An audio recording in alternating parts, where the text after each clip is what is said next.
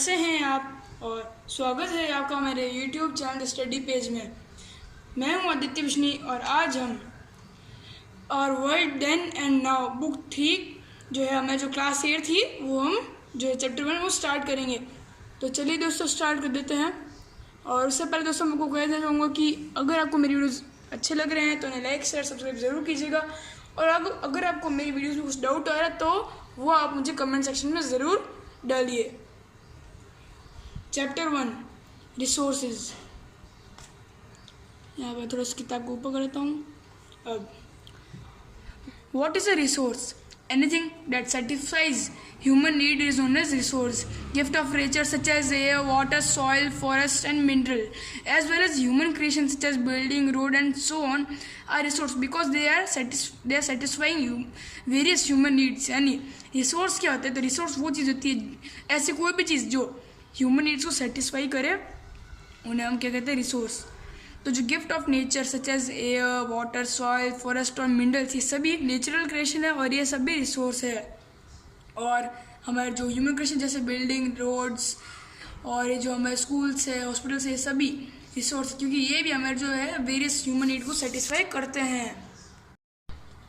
Human beings too are a resource because they have the ability to develop skills that can help them identify new resources and find new ones of existing ones.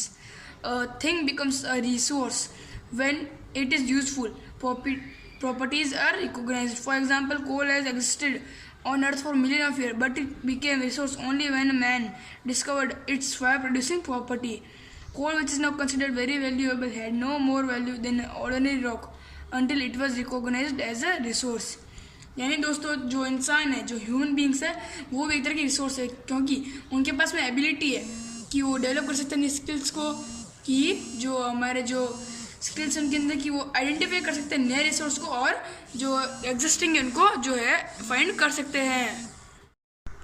एक चीज़ होती है वो तभी एक resource बनती है जब उससे यूजफुल प्रॉपर्टीज होती है वो रिकॉग्नाइज यानी जान ली जाती है। जैसे एग्जांपल जो कोल था वो अर्थ पे जो अर्थ है हमारी मिलियन ऑफ ईयर्स का था, लेकिन ये तब हमारे लिए वैल्यूएबल बना जब इसकी जो है प्रॉपर्टीज़ उनको पता चली। और ये कब हुआ? जब किसी जो कोई आदमी था उसको इन ह्यूमन बींग्स को पता चला कि इसकी जो है फायर प्रोड्यूसिंग प्रॉपर्टी के बारे में। आजकल जो कोल जो कि बहुत ज़्यादा वैल्यूएबल माना जाता है, पहले के टाइम में इसकी वैल्यू थी नहीं, जब उसको एक नॉर्मल पत्थर की तरह माना जाता था। तो जब किसी चीज़ की जो वैल्यू है, उसकी जो हमारी जो प्रॉपर्टी है वो रिकॉग्नाइज की जाती है एज ए रिसोर्स के तौर पे, तो इसको जो है वैल्यू मिलती है। Value of resource. Different resources are valued for different reasons. For some reason can be bought and sold or can be used to make things that can be bought and sold. Such resources have economic value. Crops and minerals are examples of such resources. The need for pleasure is also human need. So things that give us pleasure are also resources. Mountain, desert, etc. are resources because we enjoy their beauty. Such resources have aesthetic value. यानी जो resource होते हैं उनकी value भी अलग अलग कारणों से होती है। कुछ जो रिसोर्स होते हैं उनको खरीदा जा सकता है, जो हमें जैसे हमारे फ़ोन्स है, ये सब हमारी ज़रूरत हमारे जो है हमें सेटिस्फाई करते हैं, तो ये हम खरीद भी सकते हैं, बेच भी सकते हैं। और इनको अलग चीज़ों पे इनकी जो है वो इनकी प्राइस वैल्यू रखी जाती है। और जो कुछ को हम बना सकते हैं, कुछ रिसोर्सेज को, कुछ को हम खरीद सकते हैं। और जो है मिनरल्स है वो एग्जाम्पल इन रिसोर्स, यानी जो मिनरल्स है वो इन रिसोर्स के एक बहुत ही अच्छा एग्जाम्पल है। जो हमारे क्रॉप्स है, जो हमारे क्रॉप्स है वो भी एक ह्यूमन नीड है, तो ये भी एक तरह का जो है रिसोर्स है, क्रॉप्स एंड मिनरल्स। और जो प्लेजर है, प्लेजर यानी मज़ा, हमारे जो है एडवेंचर, ये सब एक ह्यूमन नीड है, तो ये भी हमको जो डेजर्ट है, माउंटेन्स है, इनसे मिल जाती है, इनकी ब्यूटी को देख के इन सभी की एस्थेटिक वैल्यू होती है। टाइप ऑफ रिसोर्सेज में भी classified as natural, human and human made. यानी जो रिसोर्स होते हैं वो नेचुरल हो सकते हैं, ह्यूमन हो सकते हैं और ह्यूमन मेड हो सकते हैं, या फिर ह्यूमन मेड को मैन मेड भी बोल सकते हैं। तो जो रिसोर्स होते हैं जैसे एयर, वाटर, सनलाइट, हवा, पानी, धूप, जो हमारे मिनरल्स है, हमारे जो जंगल है, हमारे जानवर है, वाइल्ड लाइफ है, ये सभी जो है हमें नेचर से मिलते हैं, इसलिए इनको नेचर रिसोर्स बोल जाते हैं। और जो ह्यूमन बींग्स है उनकी क्वालिटीज़ जैसे जो नॉलेज है, स्किल है, विजडम, यानी जो ह्यूमन्स हमें जो क्वालिटीज़ होती है, जैसे सोशलिज्म हमारी क्वालिटी की, हम सोशलिटी में रहते हैं, हमारी विजडम होता है हमारे अंदर, हेल्थ, ये सब हमारे अंदर की क्या क्वालिटीज़ है, स्किल, नॉलेज, ये सब ह्यूमन की क्वालिटीज़ है। तो ये सब है ह्यूमन रिसोर्स।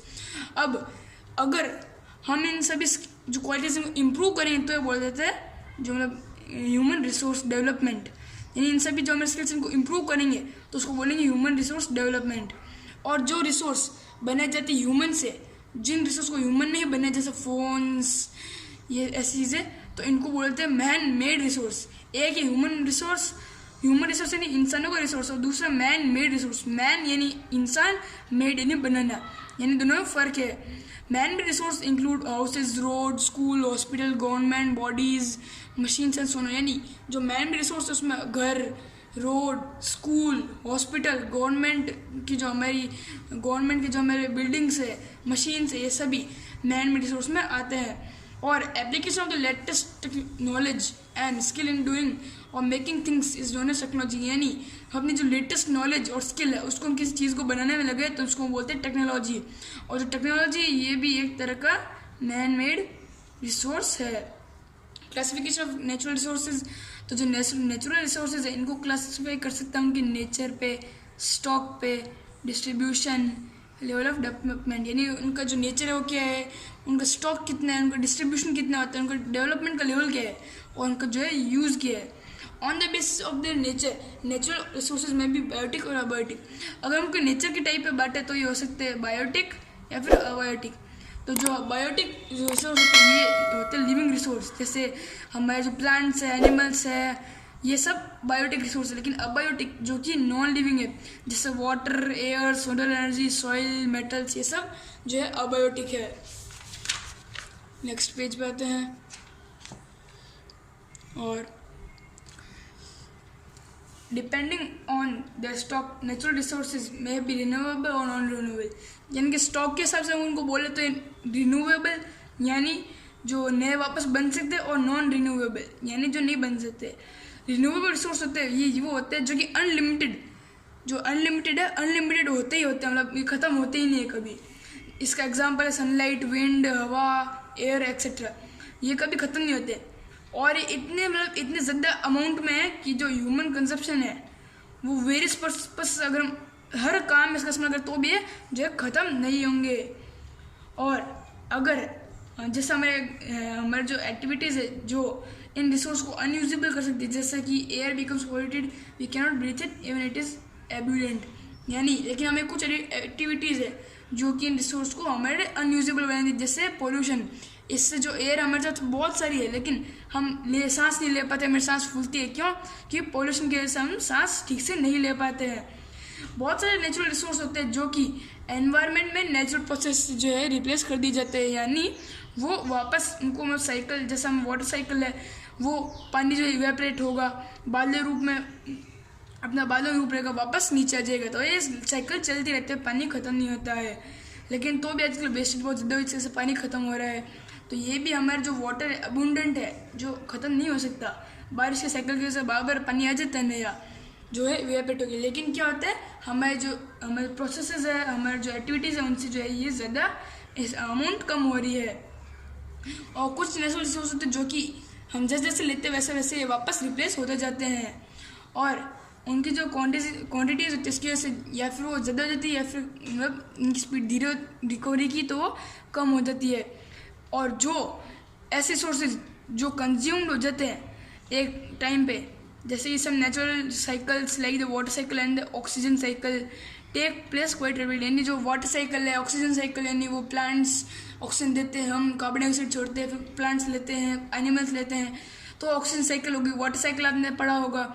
ये सब बहुत ही रैपिडली यानी कुछ बहुत ही कम टाइम के अंदर ही अपनी जो है काम करने लग जाते हैं। लेकिन कुछ साइकिल्स जैसे रॉक साइकिल या फिर हमारे जो कोल फॉर्मेशन है बहुत स्लो होते हैं, कोल फॉर्मेशन मिलियन हज़ारों साल लगते हैं। रॉक साइकिल इसको मिट्टी बनने में बहुत साल लगते हैं, हज़ारों साल लगते हैं इसको टूटने में, मिट्टी बनने में। तो ये बहुत ही स्लो है, जिसकी वजह से ये जो है ये रिप्लेनिश यानी वापस नए रिप्लेस नहीं होते सेम प्लेस में सेम स्पीड में, जिसकी वजह से आजकल कोल की कमी होने लगी है। पेट्रोल पे हमारे साइंटिस्ट है उनका अनुमान लग गया है कि कुछ सालों में हमारे पेट्रोल की सोर्स खत्म होने लग जाएंगे। तो सबके ये बहुत धीरे धीरे रिप्लेस हो रहे हैं, जिसकी वजह से हमारे जो है इनकी क्वांटिटीज़ वो धीरे धीरे रैपिडली कम हो रही है, यानी बहुत ही जल्दी जल्दी कम होने लग गई है। अब पेट्रोल को ही देख लीजिए, हमें ज़्यादा वक्त नहीं हुआ है पेट्रोल को डिस्कवर किए हुए, लेकिन पेट्रोल बहुत ही जल्दी हमारे साइंटिस्ट अब अनुमान लगाने लगे कि यहाँ कुछ हमारे 50 से 100 सालों के अंदर हमारा जो पेट्रोल है वो पूरा खत्म हो जाएगा अगर हम इस स्पीड से चलते रहे। लेकिन दोस्तों हमारी बढ़ती पॉपुलेशन के साथ में हमारा जो है यूज़ भी बढ़ता जाएगा, इस हिसाब से तो हमारा जो स्पीड है वो और भी ज़्यादा हो जाएगा।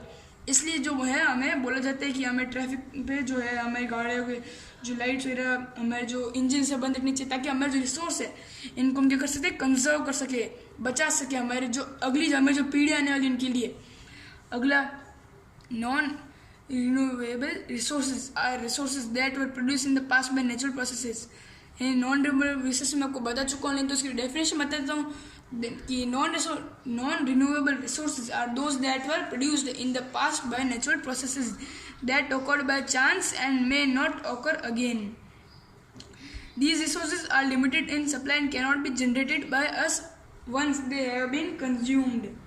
Metal ore and fossil fuels, for example, are non-renewable resources. Some resources like iron, gold, wood, etc. can be reclaimed from discarded things.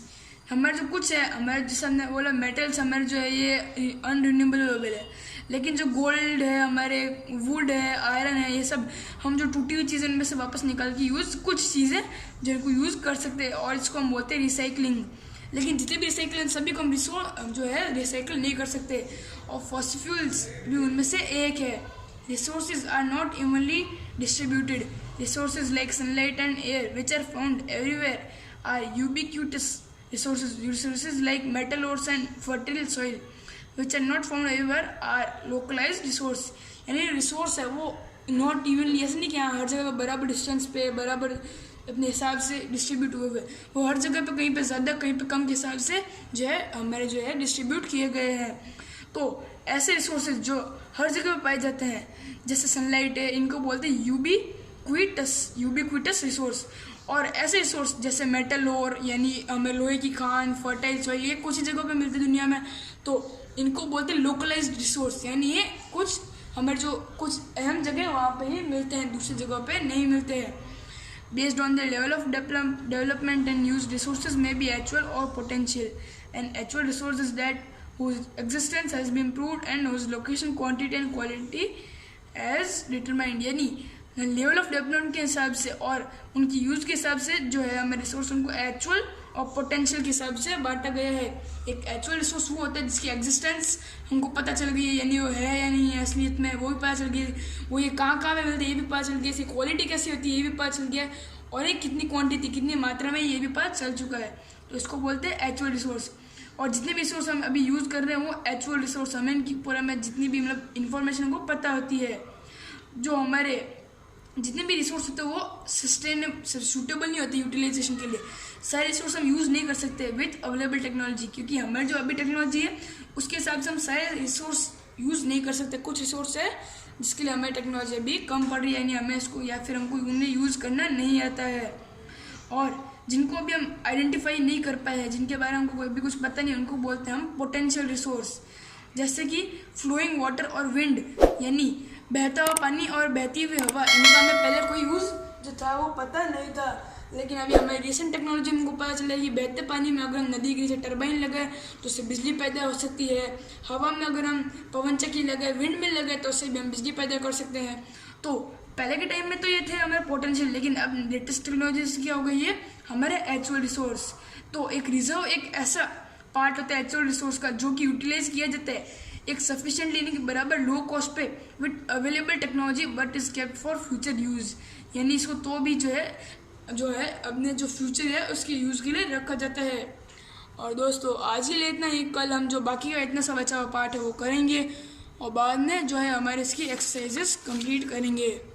तब तक के लिए गुड बाय दोस्तों। मेरी वीडियो लाइक शेयर सब्सक्राइब ज़रूर करें, और अगर आपको मेरी वीडियोज़ में कोई डाउट है तो ज़रूर बताएं। अगले वीडियो के लिए गुड बाय।